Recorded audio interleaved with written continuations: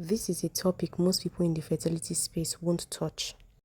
As a TTC couple watching this, you know the real version of trying to conceive, not the version you see on social media where couples are holding hands, smiling together at ovulation strips. But the real version, the arguments, the distance, the night you're sleeping next to your partner and somehow you feel very alone. I'm sharing this because when I was in the middle of I searched everywhere for this conversation and I couldn't find it. So this is the video I wish someone had made for me. The first thing nobody tells you is what happens to intimacy when you start trying to conceive. It changes almost immediately. Suddenly there are right days and wrong days, and sex goes from being spontaneous and connected to something that feels more like a task on a to-do list. So you stop asking, do we want to? And you start saying, we have to. It's peak day and something small but really important starts to disappear between you two. I'll be honest, there were times I had to push through it emotionally just because the timing was right and it was peak day. If you've been there, you know exactly what I mean. At that point, you are not present, you're not connected, you're just going through the motions because the window is closing.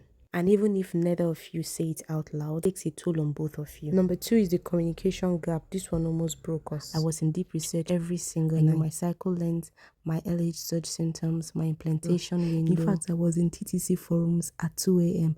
reading other women's stories and linking it to my symptoms and situation. And he was trying to stay positive, trying to protect by not making it a bigger deal than it was already. But I saw it as indifference. I thought he didn't care as much as I did. And so that gap between us slowly turned into resentment. Something really caught me off guard, the loneliness inside the marriage. So you may think that having a partner means you're not alone in this. But grief doesn't always sink between two people. For example, I could get a negative test and be completely devastated for days. But he'll be back to normal by the next morning. He'll even encourage me to forget about the negative test. But I got to understand it wasn't because he didn't care. But it was because that's how he processed it. And watching him move on while I was still grieving made me feel invincible in my own relationship. I know at this point you may wonder how we got through it. But I want to give you something real, not just the communicate more advice. The first thing was setting a boundary around TTC discussion time. It was hard at first, but we agreed no fertility talk after 9 p.m. And so the evenings became more about us as a couple, not just as people trying to conceive. That small boundary gave our relationship room to breathe. The second thing that helped was me learning to tell him what I needed. Instead of expecting him to guess, he's not a mind reader. So instead of waiting for him to comfort me the right way and being hurt when he didn't, I said what I needed. That made a great difference. We also started planning one date a month where TTC was completely off the table. This was not a fertility appointment, not an ovulation tracking check-in, a dinner, a movie, just something lovebirds would do. It reminded us a couple before this journey and would be a couple after it. And the moment I accepted that, so much of the resentment just fell away.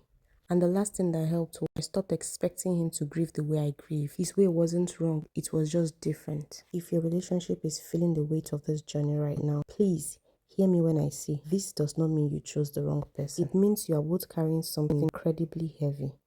And you're still here, still trying, together. That matters more than you know.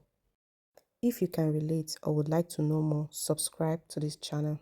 Because here we talk about all of it, the real version of what actually happens on a TTC journey, not just the clinical side.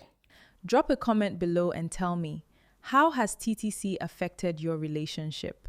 Let's talk about it. Until I see you next time, it's bye for now.